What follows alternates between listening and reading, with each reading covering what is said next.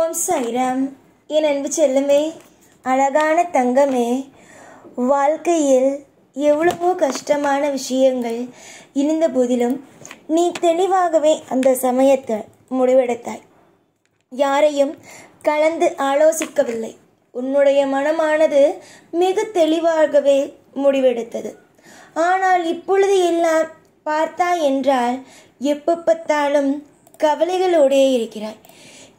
நீ ஏன் இப்படி செய்கிறாய் என்பதுதான் எனக்கு கொஞ்சம் கொஞ்சமாக யோசிக்கும் போது, இந்த பிள்ளை ஏன் எவ்வளவோ கஷ்டமான சூழ்நிலைகள் இருக்கும் பொழுதும் தெளிவாக முடிவெடுத்தது. ஆனால் இப்பொழுது அனைத்து விதமான கஷ்டங்களையும் தாண்டி வந்துவிட்டது. ஆனாலும் ஏன் இந்த பிள்ளைக்கு தெளிவாக ஒரு முடிவெடுக்க முடியாமல் இருக்கிறது என்பது தோன்றுகிறது. தங்க பிள்ளையே, வாழ்க்கையில் எல்லா நிலைமையையும் கடந்து வந்திருக்கிறாய். எதுவுமே உனக்கு புதிதல்ல. எவ்வளவோ பெரிய பிரச்சனைகள் அனைத்தையும் பார்த்துதான் நீ இப்பொழுது வந்திருக்கிறாய். எத்தனையோ நபர்கள் சொல்லலாம், உன்னுடைய வாழ்க்கையில் நீ இது செய்வது சரியில்லை, அது செய்வது சரியில்லை என்று.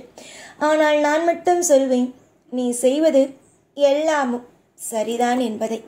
உனக்கு தெரியாதா? உன்னுடைய வாழ்க்கையில் எது செய்ய வேண்டும், எது செய்யக்கூடாது, எந்த விஷயம் நடத்த வேண்டும், எந்த விஷயம் நடத்தக்கூடாது என்று மற்றவர்கள் சொல்லிக் கொடுக்க வேண்டுமா? ஒன்று கூர்ந்து பார்த்தீர்கள் என்றால் ஒரு விஷயம் மட்டும் உங்களுக்கு நன்றாக தெரியும். அது என்னவென்றால், எவன் ஒருவன் கஷ்டத்தில் இருக்கிறானோ அப்பொழுது இதுதான் மிகப்பெரிய ஒரு சந்தர்ப்பம் என்று எடுத்துக்கொண்டு, சில பேர் இதுதான் மிகப்பெரிய சந்தர்ப்பம் என்று எடுத்துக்கொண்டு மற்றவர்களுக்கு ஆறுதல் என்ற பெயரில் மனதுகளை உடைப்பதற்காகவே வந்து விடுவார்கள். நல்ல விஷயம் செய்யும் பொழுது இந்த மாதிரியான நபர்கள் எங்கு இருக்கிறார்கள் என்பது தெரியாது.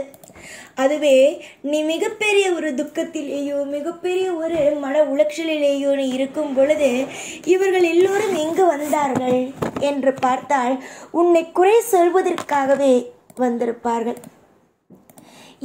இந்த நபர்களை எல்லாம் வாழ்க்கையில் நீ பக்கத்திலேயே வைத்துக்கொண்டே இருந்தாய் என்றால் உன்னால் என்ன செய்ய முடியும் என்பதை கொஞ்சம் யோசித்து பார்த்தால் நீயே சொல்வாய், ஒன்றுமே செய்ய முடியாது என்பதை. ஆம், உன்னுடைய வாழ்க்கையில் நீ நலமோடும் வளமோடும் உன்னுடைய வாழ்க்கையை நீயாகவே ஒரு நல்ல முடிவுக்கு கொண்டு வர வேண்டும் என்று நீ கொண்டு வர வேண்டும் என்று நினைத்தால் மற்றவர்கள் யார் என்ன சொன்னாலும் எதையும் காதில் வாங்காமல், உனக்கு குடும்பமே நடத்த தெரியவில்லை, உன்னுடைய வாழ்க்கையில் உனக்கு எதுவுமே செய்ய தெரியவில்லை என்று ஏராளமான விஷயங்களையும் பழிகளையும் உன் மீது நீ யாராவது ஒருவர் போட்டாலும் எதையுமே காதில் வாங்காமல் வாழ்க்கையில் எல்லாமும் அற்புதமாகவே நானே நடத்துவேன் என்ற நம்பிக்கையிலேயே இருக்க வேண்டும். இங்கு யாருமே யாருடைய வாழ்க்கையிலேயுமே ஒரு நிமிஷத்திலேயுமே எதுவும் செய்யப்போவது கிடையாது. உனக்கே தெரியும், உன்னுடைய வாழ்க்கையில் எவ்வளவு வலி வேதனைகள் எல்லாம் இருந்தது, எவ்வளவு வலி வேதனைகளை எல்லாம் நீ தாண்டி வந்தாய், எவ்வளவு வலி வேதனைகளை எல்லாம் உன்னுடைய வாழ்க்கையில் நீ பார்த்தாய் என்பது அனைத்தும் உனக்கே தெரியும். அதை எல்லா விஷயத்தையும் உன்னுடைய வாழ்க்கையில் நீ பாடமாக வைத்துக்கொண்டு ஒவ்வொரு விஷயத்திலேயும் அதை வைத்து ஓட ஆரம்பி. நிச்சயமாகவே நலமும் வளமும் எல்லா விதமான ஐஸ்வர்யமும் கிடைத்தே தீரும். புரிந்ததா? ஒரு நேரத்தில் கூட உன்னை நான் தனிமையில் விட்டுவிட்டு, உன்னை கண்ணீரை சிந்த வைத்துவிட்டு, உன்னை எப்பொழுதும் கவலை என்ற ஒன்றுக்குள் வாட்டி நான் உன்னை எப்பொழுதும் நிலை தடுமாறி நிற்க விட மாட்டேன். எவ்வளவோ கஷ்டத்திலிருந்து உன்னை மீட்டு கொண்டு வந்த நான் இப்பொழுது உன்னுடைய வாழ்க்கையில் இருக்கும் கஷ்டங்களிலிருந்து நிச்சயமாக இந்த சாய் மீட்டு கொண்டு வருவேன். உனக்கு அதிகமான கவலைகள் வருவதனால் உனக்கு உன்னுடைய மனதுக்கு தோன்றுவது, எப்பொழுதுமே இருளாக இருக்கலாம், அதாவது ராத்திரியாகவே. யாருடைய முகத்திலும் முழிக்காமல், யாரிடமும் பேசாமல், தனிமையில் இருளில் இருந்து கொண்டே இருந்து விடலாம் என்ற ஒரு எண்ணம் உன் மனதுக்குள் இருக்கிறது.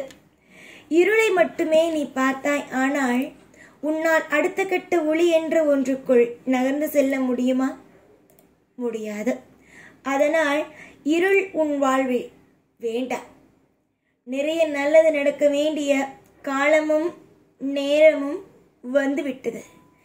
எப்போ பார்த்தாலும் எதையாவது போட்டு நினைத்து கொண்டு உன்னுடைய வாழ்க்கையில் இருக்கும் சூழ்நிலைகளை விட்டுவிடாதீர்கள்.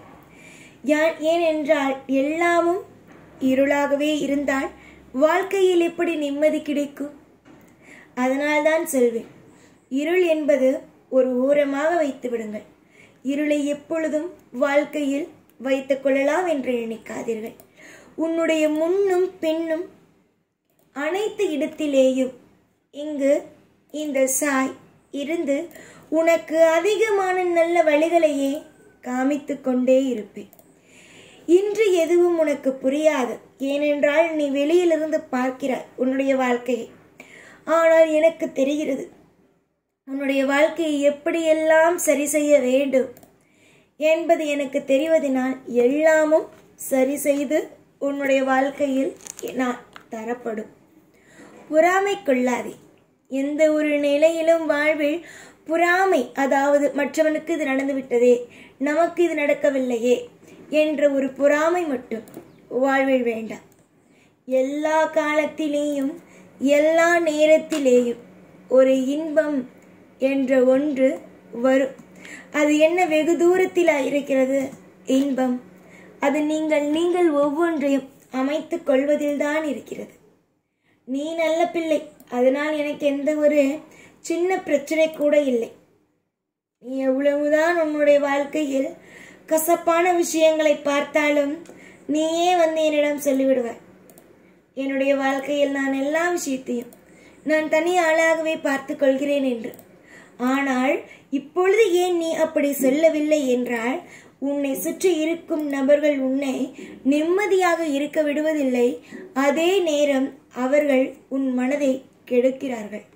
உன்னால் முடியாது, உன்னால் இதை செய்ய முடியாது, அதை செய்ய முடியாது என்ற ஒரு விஷயத்தை உன் மனதுக்குள் கொண்டு வருகிறார்கள். அதனால்தான் சொல்கிறேன், யாரையும் எப்பொழுதும் எல்லா விஷயத்திலேயும் நம்பாதே. எந்த ஒரு விஷயத்தையும் மற்றவர்கள் சொல்கிறார்களே என்று நினைத்து வாழ்க்கையில் எல்லா நிமிஷத்திலேயும் ஒரு மிகப்பெரிய ஒரு வலைக்குள் மாட்டிக்கொள்ளாதே. நீயாகவே முடிவெடுத்து நீயாகவே அனைத்து விஷயத்தையும் செய் என்று நான் சொல்வதற்கு காரணமே, நீ நன்றாக இருக்க வேண்டும், நீ சுபத்துவமாக வாழ வேண்டும் என்பதற்காக மட்டுமே. எல்லா நாளும் எப்பொழுதும் உன் கூடவே இருப்பேன். இந்த சாய்நான். ஓம் சாய்ராம்.